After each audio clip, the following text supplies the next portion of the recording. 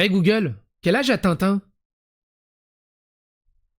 Wikipédia, selon Hergé, son âge physique a évolué de 14 à 17 ans et son âge moral est resté à 14 ans. J'ai Donc Tintin a 14 ans d'âge mental, et après il est entre 14 et 17 ans. Toutes ces aventures de Tintin n'ont jamais eu de relation amoureuse, mais on cherche à nous expliquer que Tintin et Captain Haddock sont devenus une égérie gay, et que c'est extrêmement bien vu de mettre en avant ça. On parle d'un mec de cinquantaine, qui a la cinquantaine, je dirais, complètement alcoolisé, même si j'adore Captain Haddock. Du coup, qui se tape un gamin de 14 ans. Et ça, c'est un super symbole égérie gay, icône gay. Personne n'y voit du problème. On n'est même plus dans l'effet Beaufily, on est dans le... Mais non, mon générique, bordel.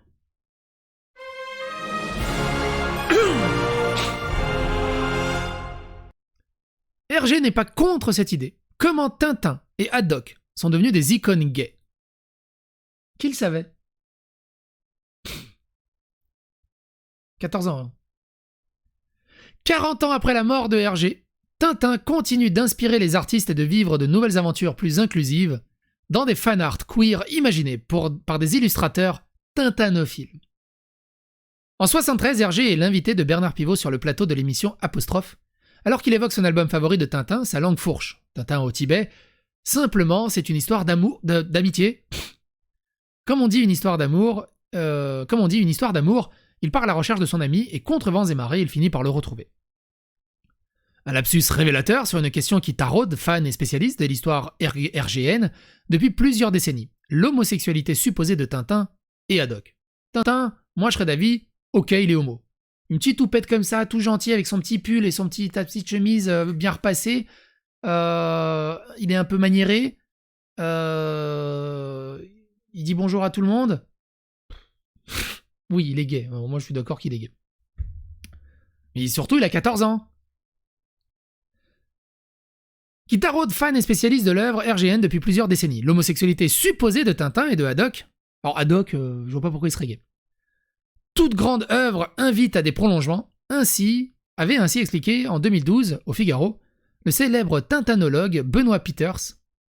Et l'absence explicite de la sexualité dans Tintin a conduit plus d'un exégète à réfléchir sur le sujet. Ce sujet a depuis inspiré des dizaines de fanarts et des fanfictions queer du reporter à la houppette. Une fresque de l'artiste Combo située rue des Petits Carreaux, dans le 2e arrondissement de Paris, représentait ainsi Tintin et Haddock en train de s'embrasser. Des illustrations du dessinateur mettent en scène le héros Hergé dans des situations intimes.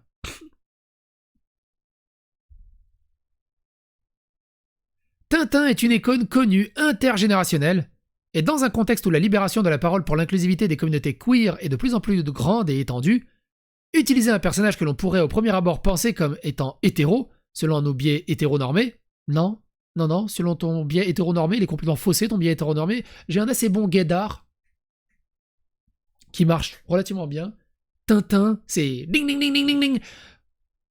Et image forte pour devenir déranger nos idées préconçues, analyse de son côté l'illustratrice Choco. Choco, tu nous racontes l'histoire où Michael Jackson est venu faire pisser chez toi? Tintin et les boules de cristal pour une nouvelle connotation. Un monde libéré de toutes nos normes. Bien que préférant personnellement Spirou ou Gaston Lagaffe, il faut tout de même reconnaître que Tintin constitue un merveilleux socle pour l'imaginaire à tous les dessinateurs qui se respectent. Il a 14 ans! On l'a vu avec Bastien Vives aussi. Entre 14 et 17 ans. Il va sur la Lune. Ouais, mais c'est un démerdant, tu vois, Tintin. C'est pas un mec qui est biberonné à Twitter, à Internet, aux consoles de jeux vidéo. À l'époque, c'était la guerre. À 14 ans, t'étais au front. Pour lui, cet art du fanart constitue avant tout une sorte de compensation d'exutoire même, et révèle au fond le besoin d'amour indéfectible, de sexe débridé, de tendresse à foison. Si ce phénomène est assez répandu avec les héros de BD franco-belges comme Spirou et Fantasion, Gaston Lagaffe ou encore Blake et Mortimer, il y a comme une évidence à confronter Tintin et Haddock à une imaginaire queer. Leur proximité affectueuse et flagrante insiste Choco dans un monde libéré de toute norme. Je les vois bien se faire des petits bisous sans que cela me choque. Doki Toki, priez pour moi, je vais chercher un printer sympa dans Paname cet après-midi pour y voir cette nouvelle illustration en poster à la Y-Con, donc la Yaoi Con, ce week-end. Moulinsart Romance. Là, il a même pas 14 ans, là, il a 8 ans. Là, il a 8 ans.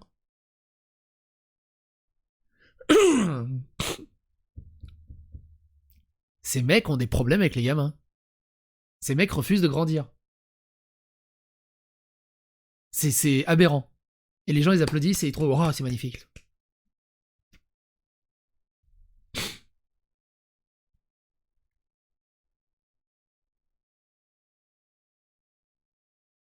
Il a pas 14 ans, il a 20 piges. Non, il a entre 14 et 17 ans. Tintin. Tu peux chercher partout. Il a entre 14 et 17 ans. Il n'y a pas d'âge exact, mais il est mineur. Tintin. Tintin le Twink. Et là, de toute façon, sur l'illustration, tu lui donnes combien là sur l'illustration? Vous lui donnez combien le chat là sur l'illustration? 35 ans? Ouais, mais dans mon univers, elle a 3000 ans.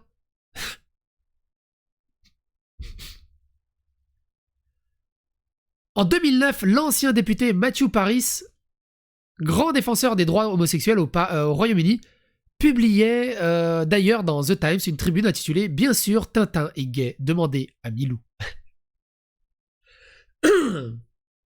Selon lui, un jeune homme sans expérience, androgyne, avec une houppe blonde, des pantalons bizarres et une écharpe, qui emménage dans un château de son meilleur ami, un marin entre deux âges, ne peut qu'être gay. De plus, le personnage de Tintin correspond physiquement à la figure du twink, qui désigne un homme mince à l'apparence souvent androgyne, entre la fin de l'adolescence et la vingtaine. Ce qu'on peut... Le twink, tu peux le rabaisser à l'éphémophilie, en fait. Haddock, de son côté, est un bir, terme qui désigne un homme souvent d'un âge plus mûr, doté d'une importante pilosité et à l'apparence volumineuse, voire musculeuse. Beaucoup de fanart s'appuient sur la dichotomie, mais aussi sur des éléments piochés dans certains albums comme L'Alphart, l'ultime aventure de Tintin. Il y est écrit que Haddock s'entiche du peintre Ramon Nash, précise Hads. Cette toccade est si forte que Haddock change complètement son style de vie pour l'impressionner. Le verbe utilisé est enticher, ce qui est un synonyme pour tomber amoureux. Également inspiré par la fascination de Haddock pour le professeur Bergamote dans Les 7 boules de cristal et le colonel Alvarez dans Tintin et les Picaros. Hads s'amuse à imaginer des scènes de la vie conjugale du capitaine avec le jeune reporter, entre séances de jeux vidéo et sauvetage d'animaux en détresse. Dans le BD, Tintin et Haddock ont assez souvent des attitudes de vieux couples mariés, assure-t-il. Et je suis en train de perdre ma voix.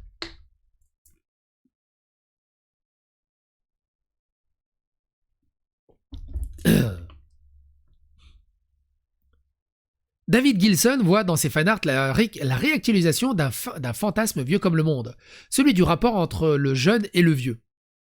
Évidemment, plus il milite pour amincir la barrière entre les très jeunes et les vieux, plus ça les arrange. On l'a vu, hein, notamment,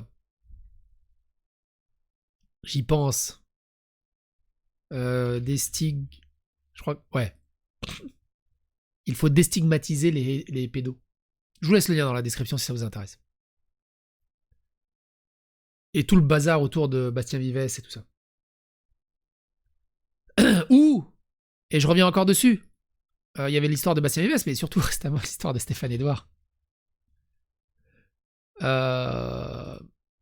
Qui conseille à une gamine de 15 ans de le faire avec un adulte pour pas être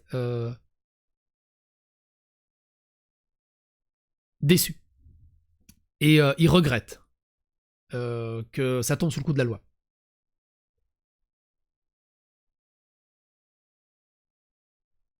Celui du rapport entre les jeunes et les vieux, autrement dit. Et donc, pour ça aussi, putain. Je suis désolé, mais ça, il y a plein de trucs dans la tête. Parce que ce qui est assez intéressant, c'est pareil, Noruda. Neruda qui explique qu'il est éphébophile dans les limites de la loi, 15 ans évidemment. Vous avez remarqué que tous ces gens-là précisent, hein, 15 ans évidemment, hein, on est dans les limites de la loi, ils précisent. Ça veut dire quoi? Que s'il n'y avait pas la loi, YOLO? Ou si la loi était mal branlée et que c'était 11 ans, 10 ans, 12 ans, YOLO? Et que je veux dire par là que s'ils précisent 15 ans, c'est que dans leur tête, ils aimeraient tellement dire que c'est plus bas. Bref. Ou autrement dit de l'éphèbe chez les Grecs, ou du giton dans le Satyraïkon de l'écrivain romain Pétrone. Le jeune homme qui découvre la vie, grâce à un homme mûr, existe depuis toujours et prouve au travers des fanarts unissant Tintin à Haddock que son fantasme perdure. Pareil, c'est pédophilie. L'année dernière, je m'étais amusé à dessiner Spirou, Gaston et la Gaffe, Lucky Luke en version sexy, et voici cette fois ma version de Tintin découvrant le capitaine Haddock sous la douche. Tintin et Haddock proposent aussi un modèle d'union heureuse, se réjouit David Gilson. Pour certains gays, il peut même être rassuré de se dire que finalement ces deux-là pourraient être un couple comme il en existe tant. Ce bonheur conjugal est au centre du travail de Hadz. C'est très chouette de les voir avoir une heureuse et bonne relation, qu'elle soit platonique ou non. Ils méritent tous les deux d'être heureux. À votre avis, c'est possible aussi d'être copain entre deux hommes sans être amoureux? Est-ce que c'est possible à votre avis? Est-ce que la friendzone existe? La notion d'amour au-delà de la charge érotique, combinée à celle du soutien de la protection de l'un envers l'autre, est souvent ce que l'on peut voir dans les fanarts de Tintin. Commente encore David Gilson, qui jusqu'à peu ne considérait pas vraiment Tintin et Haddock comme des potentiels personnages gays, ni comme un possible couple, les trouvant assez lisses et trop impersonnels. Une vision positive de la masculinité, certains fanartistes se sont réellement entichés de Haddock, Hadz les trouve ainsi très beaux, il ne cesse de vous surprendre avec toutes ses nuances et ses particularités, et la manière dont ils évoluent à travers la série. C'est un personnage à la fois très amusant et iconique sans le vouloir. Il est parfait dans ses imperfections, c'est un personnage de fiction magnifique, il est très sous-estimé et vraiment fascinant à étudier. En s'emparant de Haddock, ces artistes offrent un contre-pied à un imaginaire hétéronormé et proposent une vision positive de la masculinité. Selon Hadz, il montre que même un parangon de la virilité peut être confronté lui aussi à la dépression et aux idées suicidaires. Parce qu'évidemment, c'est un mec hétéronormé, la dépression et les idées suicidaires, très peu pour lui, ça n'existe pas. J'adore la manière dont Haddock n'a pas peur de montrer ses émotions. Les lecteurs devraient réellement s'inspirer de lui. Je ne suis pas étonné que Haddock en particulier puisse symboliser cette figure à la fois paternelle et érotique. Ça aussi, c'est très rigolo. Donc là, on est dans l'inceste, hein, carrément, directement.